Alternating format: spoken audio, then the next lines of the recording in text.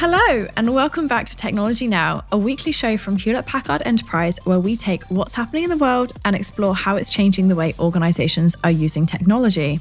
We're your hosts, Alicia Kempson-Taylor, sitting in again for the wonderful Aubrey Lovell. And me, Michael Bird. Now, in this episode, we are looking at security. Now, in particular, we'll be getting into the thoughts of two of HPE's leading lights when it comes to our digital safety, about the major challenges organizations are facing when it comes to keeping our data in and cyber criminals out. We'll be talking about the changing face of cybersecurity threats. We'll be asking whether organizations are changing their approach to cybersecurity as a field. And we'll be looking at current best practice when it comes to our organization's safety. So if you're the kind of person who needs to know why what's going in the world matters to your organization, this is the podcast for you. And if you haven't yet, subscribe to your podcast app of choice so you don't miss out. Right, let's get into it. Let's do it. Cyber attacks are a worldwide phenomenon and a growing one. According to estimates from Statista Market Insights, the cost of cybercrime to the global market is going to soar from $9.22 trillion in 2024 to $13.82 trillion by 2028. Phishing, ransomware, and data breaches are just some of the challenges being faced by governments and organizations. But the nature of cyber attacks are changing.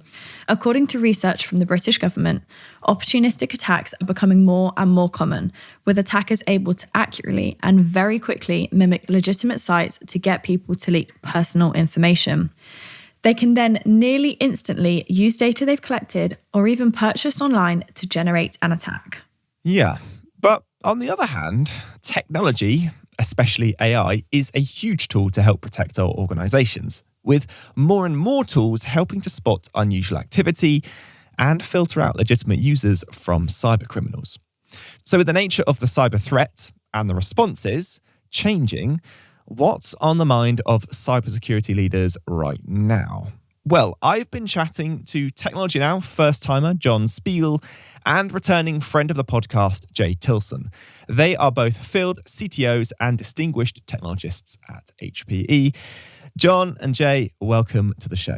Hey, happy to be here. Thank you for having us. So, as two cybersecurity strategists in 2024, has it been a good year or a bad year? That's a valid question. I think, to be honest, both good and bad. I think what I've noticed over the last year is there's more acceptance and understanding of some of the architectures like Zero Trust and SASE and SSE. It's definitely a term that people are more familiar with and understand the business benefits of those architectures. I think we've had a lot of innovation around AI-based tools as well from vendors in the market, and I think that's been good. What I think is the bad side of things is ransomware is still on the rise. We're still seeing large corporations under attack and being compromised regularly. And also some of the VPN vendors out there, legacy VPN vendors, have been compromised as well.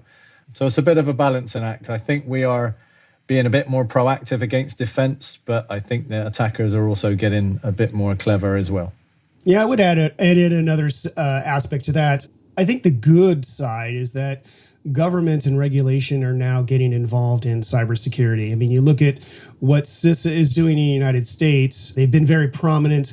They have started, and not really active, but working on defense, notifying companies of vulnerabilities in their software. And we'll get into one of the challenges associated with that, a trend that we're seeing. Things are starting to move in a better direction.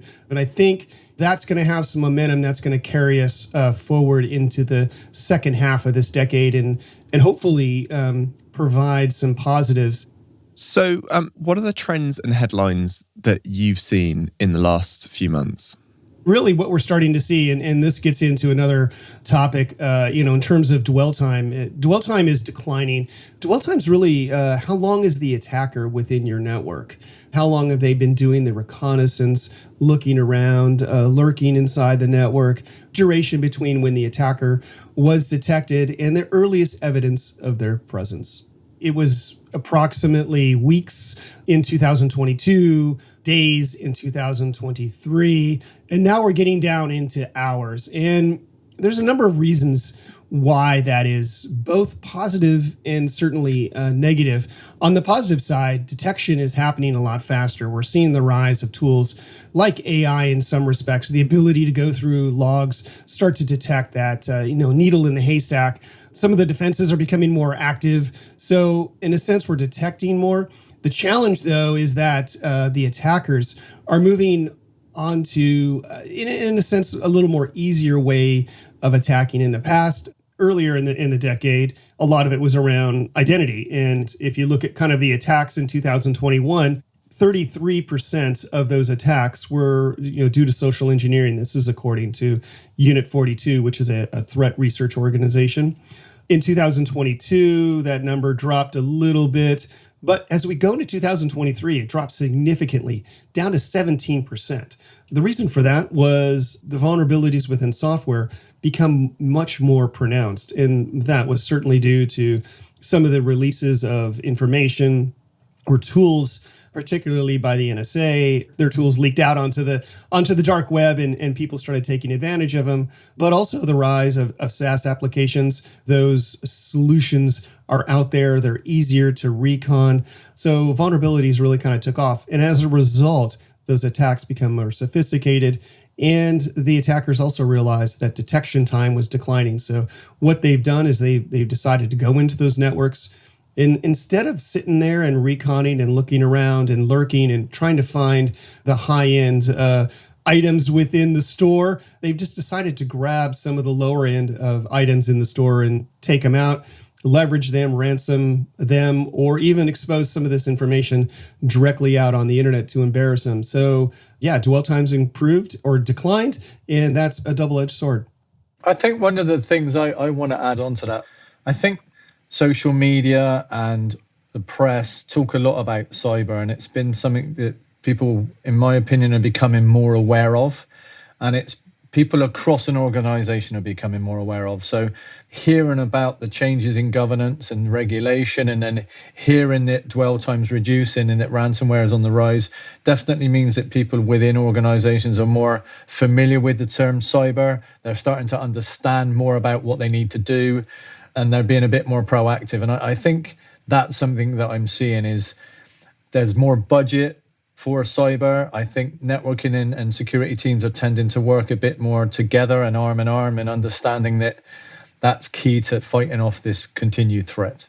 Yeah, and one other item to add there, and Jaye pointed it out, leadership. They now are, getting skin in the game. Because in the past, if you were a leader of an organization, the CISO would come up to you, or a security leader would come up to you and say, hey, we need to do X, Y, and Z. And the leader might say, great, but this is not going to generate any revenue for me. It's not going to open up any avenues. Nowadays, that's changed. If you look at what the SEC's done, if you look at some of even CISA has started to get into this game as well. You now have to meet a certain standard to certainly report when you have a breach, but also in terms of security, you have to hit a certain bar. Otherwise, there could be fines involved. There could be, things that are detrimental to an organization, or even worse, detrimental to that leader. So they really need to think about, how do we implement security? What type is it? Are we meeting that barrier? And if we do have a breach, are we reporting it in time? Are we given the relevant information? Because if not, there could be some penalties associated with it, and they're not small ones. They can be considerable. We've talked about ransomware attacks on this podcast before. There was a lot of conversation about the attackers would get into the system and they would sit there for a long period of time. They would sit there completely undetected, and they would go and find out as much information as possible. And it was sort of in their interest to not be found out, because they could observe, they could grab as much data as possible.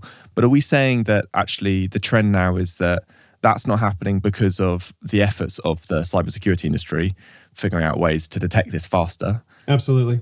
The defenses have become more active. It's easier to identify because you're looking at multiple sources. It's not just logs anymore. It's the endpoints. It's network segmentation. The job of the attacker is becoming a lot harder.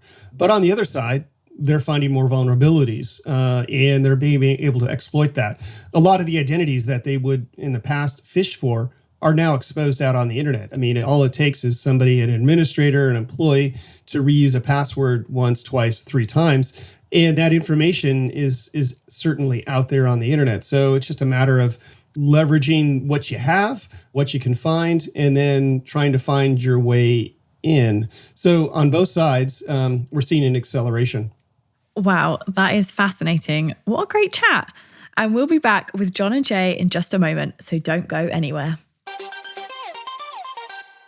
Right then, now it is time for Today I Learned, the part of the show where we take a look at something happening in the world that we think you should know about. Alicia. Yes, it's one from me this week, Michael. Researchers in the US have identified a gene which could be responsible for slowing down our brain's ability to repair itself as we age, and have found a way to switch it off.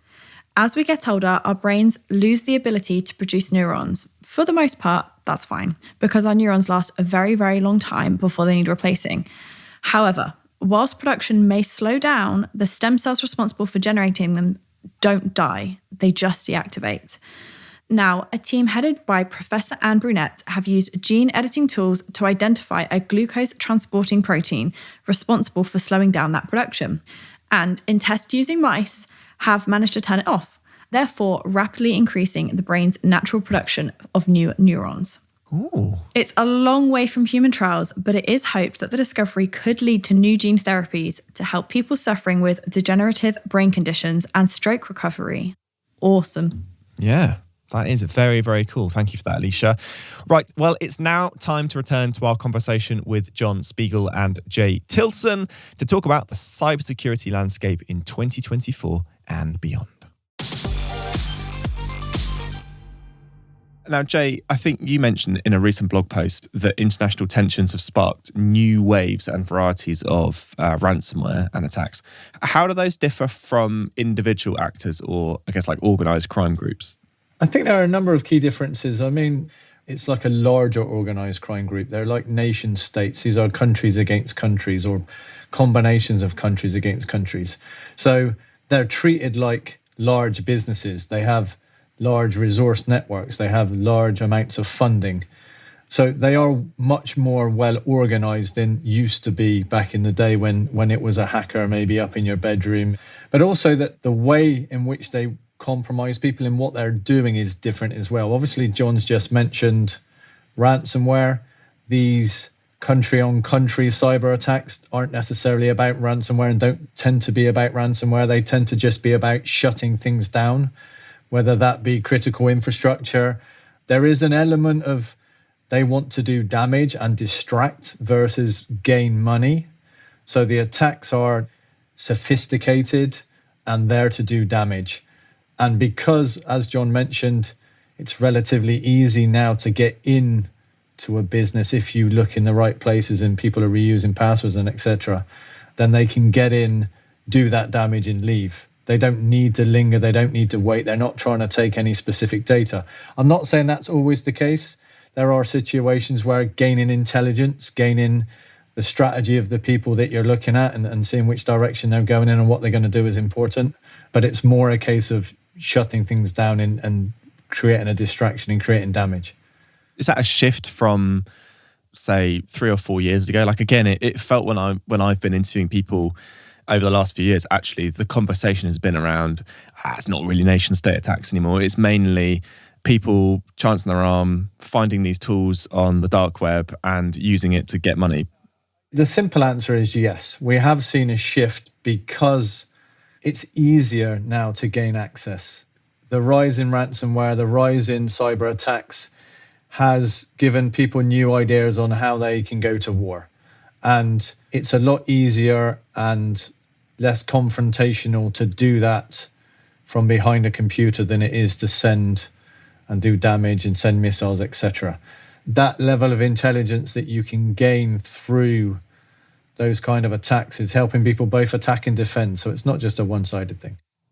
The other area that we've seen and continue to see the battle continue is along the lines of what I call, failed states, countries that have not had the economic success that others have had, or they've had sanctions put on them. And there's a strong need for hard currency, tradable currency.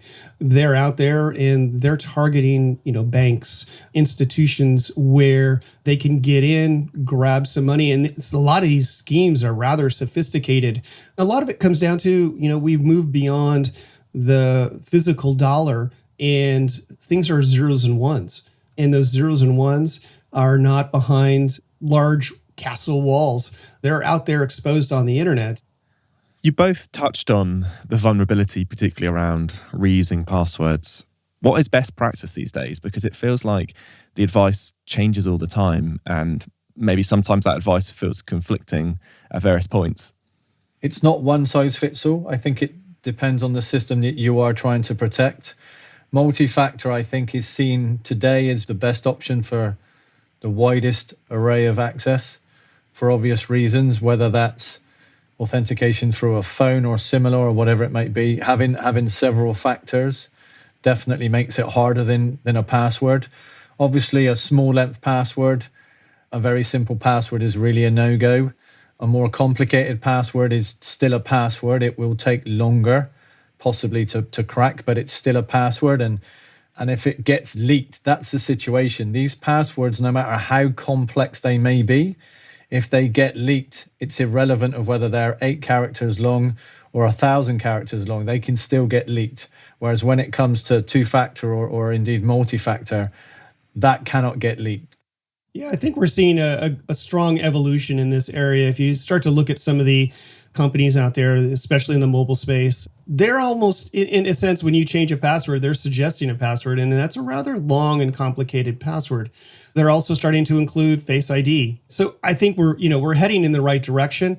A lot of it is behavior based, out of convenience. If I, know my password and I constantly rotate it, that's great. But if I reuse it again and again and again, or my company doesn't force me to use a password that's complex, they don't force me to change my password every, 4 months, that's a problem. So I think, some of it is the policies you put into place.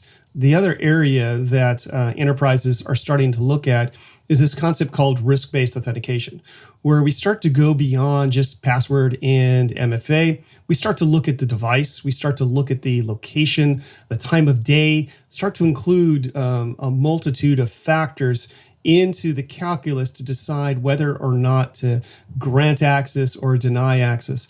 And in the past, that was a hard question to ask of a solution, just because it didn't have all those data points. Now we can gather that if we have an agent on the device, we can understand more about the behavior. And then on top of that, we can start to run some ML calculations. And if I say the word AI, that now starts to come into play. So a lot more information that we can gain, a lot more information we can understand and correlate.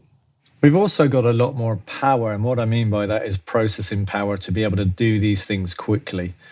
And that's what's changing as well. So like you said, if you come in an office every day and you sit in the same seat and access the same thing from the same access point on the same network, fine, let you in. But if something deviates, then it's really about speed and performance and the amount of information. So that now exists today, right? We have the information, we have the performance, we can make relatively quick and meaningful decisions and then prompt you if you step outside of the norm. Brilliant. Thank you so much, Jaye and John, for taking the time to talk to us. It's been super interesting. And you can find more on the topics discussed in today's episode in the show notes.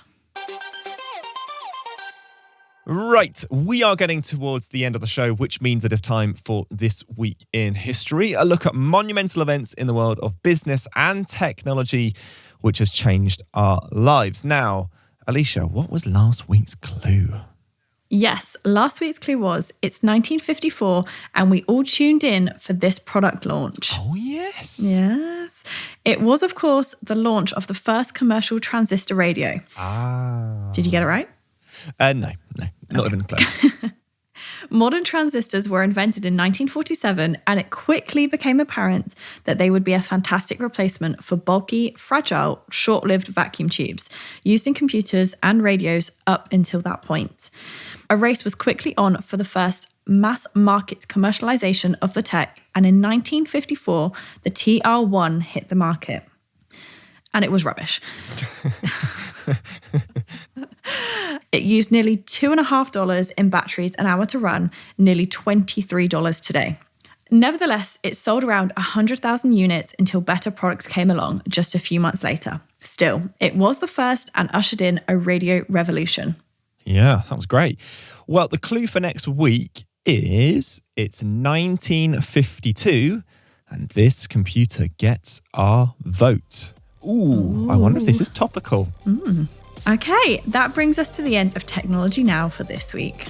Yeah, thank you so much to our guests, Jaye Tilson and John Spiegel, field CTOs and distinguished technologists at HPE. And to you, thank you so much for joining us. This episode of Technology Now was hosted by Alicia Kempson-Taylor and myself, Michael Bird. Technology Now is produced by Sam Dattapoulin with production support from Harry Morton, Zoe Anderson, Aubrey Lovell, Alison Paisley, Alyssa Mitri, and Camilla Patel. Our social editorial team is Rebecca Wissinger, Judy-Ann Goldman, Katie Guarino, and our social media designers are Alejandro Garcia, Carlos Alberto Suarez, and Ambar Maldonado.